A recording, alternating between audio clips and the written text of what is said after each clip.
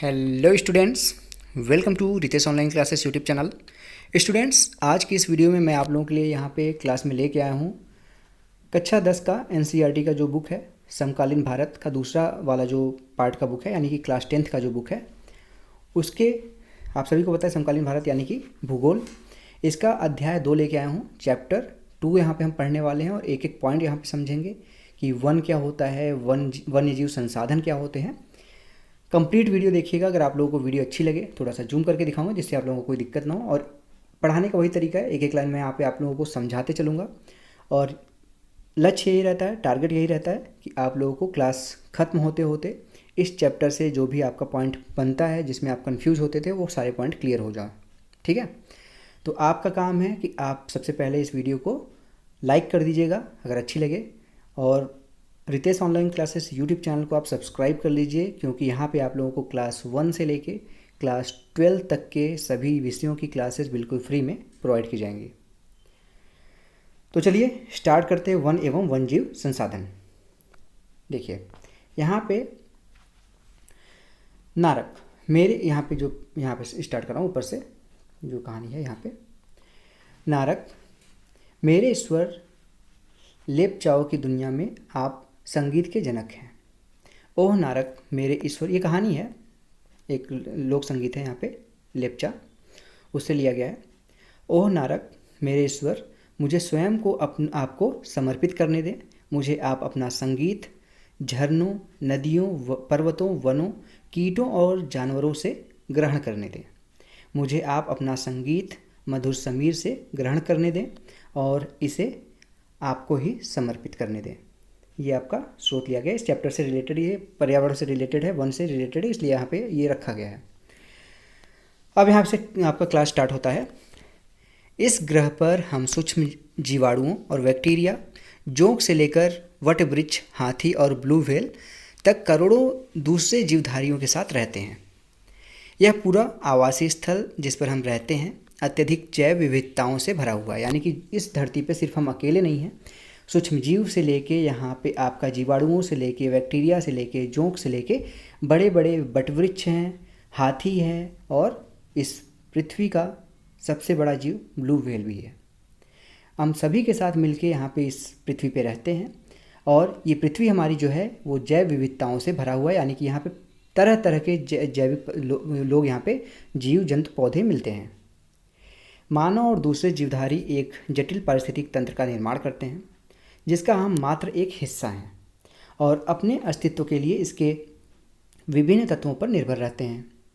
उदाहरण के लिए वायु हमें, जिससे हम सांस लेते हैं, जल हमें पीने के लिए काम आता है, मृदा को जो अनाज पैदा करती है जिसके बिना हम जीवित नहीं रह सकते, पौधे, पशु और सूक्ष्मजीव इनका पुनः सृजन करते हैं। वन पारिस्थितिकी तंत्र में महत्वपूर्ण भूमिका निभाते हैं क्योंकि ये प्राथमिक उत्पादक हैं जिन पर दूसरे जीव, सभी जीव निर्भर रहते हैं। यहाँ से आपने क्या समझा कि जो वन पारिस्थितिकी तंत्र है वो बहुत ही यहाँ पे इम्पॉर्टेंट रोल प्ले करती है, क्योंकि सभी लोग देखेंगे आप, चाहे मनुष्य हों, चाहे वो जीव जंतु हों, चाहे वो जानवर हों, लगभग सभी लोग जो अपना भोजन खुद से नहीं बनाते वो इन्हीं के ऊपर आश्रित रहते हैं। चाहे वो पेड़ पौधों से प्राप्त फल खाएं, चाहे सब्जियां खाएं या फिर कोई पत्ते खाएं, लेकिन ज़्यादातर चांसेस यही होते हैं जो जीव आपके स्वयं से भोजन नहीं बनाते हैं वो आपका वन जीव संसाधनों पे काफ़ी तौर पे वहाँ पे निर्भर होते हैं। अब यहाँ पे देखिए, यहाँ पे बताया गया है कि वन जीवन एवं कृषि फसल उपजातियों से में अत्यधिक जैव विविधताएँ पाई जाती हैं। यह आकार और कार्य में विभिन्न है, परंतु अंतर निर्भरताओं के जटिल जाल द्वारा एक तंत्र में गुथी हुई हैं, यानी कि ये एक दूसरे से काफ़ी अच्छे तरीके से जुड़ी हुई हैं। उनके जो कार्य हैं वो अलग अलग हैं, लेकिन वो एक जाल की तरह एक दूसरे से जुड़े हुए हैं। अब आपका आता है, यहाँ पे देखेंगे तो यहाँ पे स्टार्ट हो रहा है आपका भारत में वनस्पति जात और प्राणी जात। वनस्पतियों के बारे में भारत में क्या क्या चीज़ें बताई गई हैं और जंतुओं के बारे में। यदि आप आसपास नज़र दौड़ाते हैं तो आप पाएंगे कि कुछ ऐसे प्राणी और पौधे हैं जो आपके क्षेत्र में वहीं पे पाए जाते हैं, ऐसा नहीं कि किसी दूसरे क्षेत्र में फिर वो पाए जाते हैं। वास्तव में भारत जैव विविधताओं के संदर्भ में विश्व में विश्व के सबसे समृद्ध देशों में से एक है, यानी कि यहाँ पे बहुत सी जैव विविधताएँ देखने को मिलेंगी। आप चाहे देख लें हिमाचल प्रदेश या फिर जम्मू कश्मीर के साइड चले जाएं तो वहाँ पे आपको सेब की खेती ज़्यादा देखने को मिलेगी। अगर आप इधर आ जाएं साउथ में केरल के साइड तो वहाँ पे मसालों की खेती देखने को मिलेगी। ठीक है, तो यहाँ पे बहुत से ऐसे क्षेत्र हैं, पंजाब हो गया, हरियाणा हो गया, उत्तर प्रदेश हो गया, यहाँ पे आपको गेहूँ चावल की खेती ज़्यादा देखने को मिलेगी, बिहार तक। तो यहाँ पे हर जगह पे आपको अलग अलग परिस्थिति के अनुसार अलग अलग वनस्पतियाँ और जंतु देखने को मिलते हैं। यहाँ विश्व की सारी जैव विविधताओं की 8% संख्या लगभग 16 लाख, ये जो 8% है वो लगभग 16 लाख है, समझ रहे हैं। यानी कि यहाँ पे टोटल अगर 8% 16 लाख है तो 1% कितना हो गया, तो आप कहेंगे 2 लाख। तो 1% 2 लाख, तो 100% 200 लाख। 200 लाख में से 16 लाख भारत में प्रजातियाँ पाई जाती हैं। ये सभी खोजी जाने वाली उपजातियों से 2 या 3 गुना है, यानी कि अभी तक जितनी भी उपजातियाँ खोजी गई उससे 2 से 3 गुना है। आप पहले ही भारत में पाए जाने वाले वनों और वन्य जीव संसाधनों के क्षेत्रफल और किस्सों के बारे में पढ़ चुके हैं, क्लास 9 में भी आपने पढ़ा होगा, ठीक है, और क्लास 10 के पहले चैप्टर में पढ़ा है आपने। आपने सोचा होगा कि इन संसाधनों का आपके दैनिक जीवन में क्या महत्व है। ये विविध वनस्पति जात और प्राणी जात हमारे हर रोज़ के जीवन में इतने गुथे हुए हैं कि हम इनकी कद्र नहीं करते हैं, परंतु पर्यावरण के प्रति हमारी असंवेदनशीलता जो है, असंवेदना के कारण पिछले कुछ समय से इन संसाधनों पर भारी दबाव बढ़ा है। चाहे वो आपका जल हो गया, चाहे वो आपकी कोई कोयला हो गया, ये सभी तो संसाधन ही है ना। तो इनके ऊपर अगर हम उसका कोई भी बिना सोचे समझे उसका हम वहाँ पे उसका उपयोग करेंगे गलत तरीके से तो वो ख़त्म होगी ही। अब आगे आता है भारत में वन और वन्य जीव संरक्षण। ये आपका पैरा थोड़ा सा इंपॉर्टेंट है, इसको ध्यान से देखिएगा। वन्य जीवन और वनों में तेज गति से हो रहे ह्रास के कारण इनका संरक्षण बहुत आवश्यक है। यानी कि जो वन्य जीवन है या फिर वनों में जो तेज़ी से कटाई हो रही है, उनका दोहन हो रहा है, उसको रोकने के लिए उनका संरक्षण करना बहुत ही आवश्यक है। परंतु हमें वनों और वन्य जीवन का संरक्षण करना आवश्यक क्यों है? संरक्षण से पारिस्थितिकी विविधता बनी रहती है। अब आप मानिए कि आप चींटियों को मार देते हैं तो कोई कीड़ा अगर मर के गिरेगा तो उसका डिकम्पोज इसको कौन करेगा? या आप अपने घर से छिपकली भगा देते हैं तो कोई कीड़ा आता है तो वो उड़ता ही रहेगा। तो एक दूसरे से सब जुड़े हुए हैं, सभी का कुछ न कुछ कार्य है। अगर किसी भी एक चीज़ को हटाएंगे तो पूरी पारिस्थितिकी तंत्र पे वो असर पड़ेगा, ठीक है। तथा हमारे जीवन साध्य संसाधन जैसे जल, वायु और मृदा बने रहें। यह विभिन्न जातियों में बेहतर जनन के लिए वनस्पति और पशुओं में जीन्स यानी कि जेनेटिक विविधता को संरक्षित करती हैं। उदाहरण के तौर पर हम कृषि में अभी भी पारंपरिक फसलों पर निर्भर हैं। अभी भी आप देखेंगे कि इतनी साइंस और कृषि विज्ञान इतना आगे बढ़ने के बाद भी बहुत से क्षेत्रों में आप देखेंगे कि पुराने ढर्रे से आपकी खेती हो रही है, पुराने बीज बोए जा रहे हैं, पुराने तरीके अपनाए जा रहे हैं। तो उसमें भी अभी हमको निर्भरता अपनी कम करनी पड़ेगी। जलीय जैव विविधता मोटे तौर पर मछली पालन बनाए रखने पर निर्भर है। देखिए यहाँ पे शांत घाटी में मुखली नर्सरी में आदिवासी युवतियाँ बाँस के पौधे लगा रही हैं। यहाँ पे बाँस के पौधे हैं ये, ठीक है। उसके बाद आप देखेंगे इस साइड तो आप छोटे छोटे जंगली उत्पादों को बेचने वाली जो आदिवासी जंगलों से के उत्पाद हैं उसको जंगलों के आसपास के मार्केट में ले जाके बेच रही हैं। सूखी पत्तियों को एकत्र करती हुई आदिवासी महिलाएं खाना बनाने के लिए, आग जलाने के लिए, ये सारी चीज़ें यहाँ पे दिखाई गई हैं। वनों के संसाधन 1960 से लेकर 1970 के दशकों के दौरान पर्यावरण संरक्षण में ने राष्ट्रीय वन्य जीवन सुरक्षा कार्यक्रम की पुरजोर मांग की। भारतीय वन्य जीवन यानी कि रक्षण अधिनियम 1972 में ये आया था, ये याद रखिए, बहुत इंपॉर्टेंट है। भारतीय वन्य जीवन अधिनियम 1972 में लागू किया गया, जिसमें वन्य जीवों के आवास रक्षण के अनेक प्रावधान थे। सारे भारत में रक्षित जातियों की सूची भी प्रकाशित की गई। इस कार्यक्रम के तहत बची हुई संकटग्रस्त जातियों के बचाव पर, शिकार प्रतिबंधन पर, वन्यजीव आवासों का कानून रक्षण तथा जंगली जीवों के व्यापार पर रोक लगाने आदि पर प्रबल जोर दिया गया। तत्पश्चात केंद्रीय सरकार व कई राज्य सरकारों ने राष्ट्रीय उद्यानों और वन्य जीवन पशुहार सेंचुरी जिसको कहते हैं स्थापित किए, जिनके बारे में आप पहले पढ़ चुके हैं। केंद्रीय सरकार ने कई परियोजनाओं की भी घोषणा की, जिनका उद्देश्य गंभीर खतरे में पड़े कुछ विशेष वन्य प्राणियों को रक्षण प्रदान किया जाए। इन प्राणियों में बाघ है, एक सींग वाले गैंडे हैं, कश्मीरी हिरण है और हंगुल है। 3 प्रकार के मगरमच्छ हैं, स्वच्छ जल के मगरमच्छ, लवड़ी जल के मगरमच्छ और घड़ियाल एशियाई शेर हैं इसमें, और अन्य प्राणी शामिल हैं। इसके अतिरिक्त देखेंगे, इसके अतिरिक्त कुछ समय पहले भारतीय हाथी, काला हिरन, चिंकारा, भारतीय गोंडावन, ठीक है, बुस्टर्ड जिसको कहते हैं, और हिम तेंदुआ आदि के शिकार और व्यापार पर संपूर्ण अथवा आंशिक प्रतिबंध लगाकर कानून रक्षण किया गया है। अब बाघ परियोजना जो 1973 में आया था उसको भी देख लीजिए। इस परियोजना से कई बार क्वेश्चन पूछा जा चुका है कि वन्यजीव यहाँ पर संरचना में बाघ जो है वो उसके लिए कब आया था, तो वो 1973 में आया था बाघ परियोजना। वन्यजीव संरचना में बाघ यानी कि टाइगर एक महत्वपूर्ण जंगली जाति है। 1973 में अधिकारियों ने पाया कि देश में 20वीं शताब्दी के आरंभ में बाघों की संख्या, अनुमानित संख्या 55,000 से घटकर मात्र 1827 रह गई है। सोच लीजिए कि 55,000 से लेके सिर्फ 1827 रह गई थी। बाघों को मारकर उनका व्यापार के लिए चोरी करना, आवासीय स्थलों का सिकुड़ना, भोजन के लिए आवश्यक जंगली उपजातियों की संख्या कम होना और जनसंख्या में वृद्धि बाघों की घटती संख्या के महत्वपूर्ण कारण थे। बाघों की खाल का व्यापार और उनकी हड्डियों का एशियाई देशों में परंपरागत औषधियों में प्रयोग के कारण यह जाति विलुप्त होने के कगार पर पहुंच गया था। क्योंकि भारत और नेपाल दुनिया की 2/3 बाघों की आवास उपलब्ध कराते हैं, यानी सोच लीजिए कि 100 में से 66 बाघ लगभग भारत और नेपाल में रहते हैं, ठीक है। अतः ये देश ही शिकार, चोरी और गैरकानूनी व्यापार करने वालों में मुख्य निशाने पर थे। प्रोजेक्ट टाइगर विश्व की बेहतरीन वन्यजीव परियोजनाओं में से एक है। इसकी शुरुआत 1973 में हुई।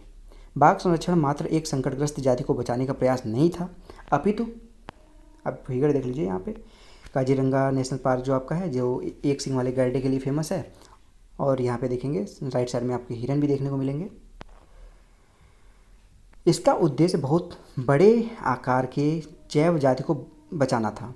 उत्तराखंड में जो जिम कॉर्बेट राष्ट्रीय उद्यान है, पश्चिम बंगाल में सुंदरवन है, ठीक है, मध्य प्रदेश में यहाँ पे बांधवगढ़ राष्ट्रीय उद्यान है, राजस्थान में सरिस्का वन्यजीव पशु विहार सेंचुरी, असम में मानस बाघ रिजर्व और केरल में पेरियार बाघ रिजर्व। ये जितने भी रिजर्व है ना, इसको याद कर लीजिएगा, इंपॉर्टेंट है सब।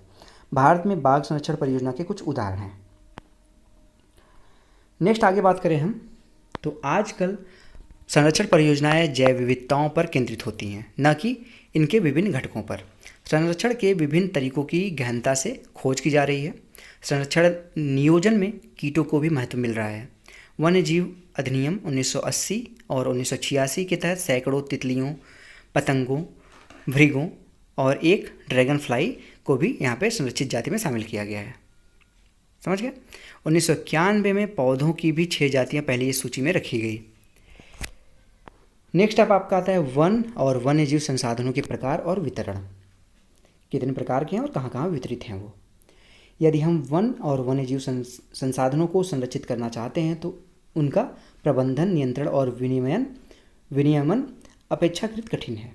भारत में अधिकतर वन और वन्यजीव का या तो प्रत्यक्ष रूप से सरकार के अधिकार क्षेत्र में है या फिर वो वन विभाग अथवा अन्य विभागों के देखरेख के अंतर्गत हैं। इन्हें निम्नलिखित वर्गों में बांटा गया है। पहला देखिए, पहला वर्ग है आपका आरक्षित वन।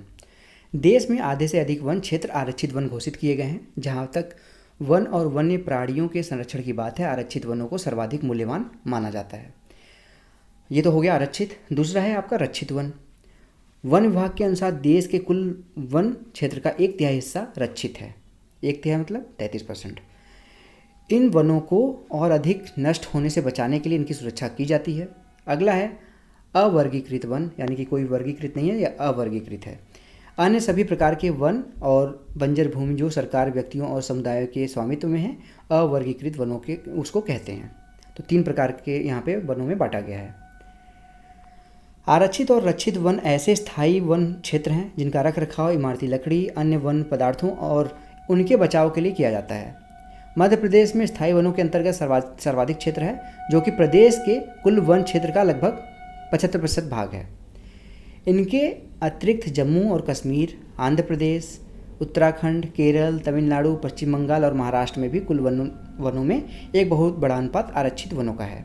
जबकि बिहार, हरियाणा, पंजाब, हिमाचल प्रदेश, उड़ीसा और राजस्थान में कुल वनों में रक्षित वनों का एक बड़ा अनुपात है। पूर्वोत्तर के सभी राज्यों में और गुजरात में, पढ़ते हैं आगे, पहले ये देख लीजिए, घड़ियाल ऑन द ब्रिंक, यानी कि खत्म होने के कगार पे। पेपर की कटिंग सही है। अधिकतर वन क्षेत्र अवर्गीकृत वन क्षेत्र हैं तथा स्थानीय समुदायों के प्रबंधन में हैं। तो समझ गए कि वनों का कितने प्रकार के हैं और कैसे कैसे उनका वितरण है। समुदाय और वन संरक्षण। वन संरक्षण की नीतियाँ हमारे देश में कोई नई बात नहीं है।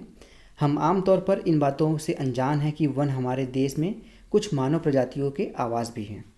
भारत के कुछ क्षेत्रों में तो स्थानीय समुदाय सरकारी अधिकारियों के साथ मिलकर अपने आवास स्थलों के संरक्षण में जुटे हैं, क्योंकि इसी से ही दीर्घकाल में उनकी आवश्यकताओं की पूर्ति हो सकती है।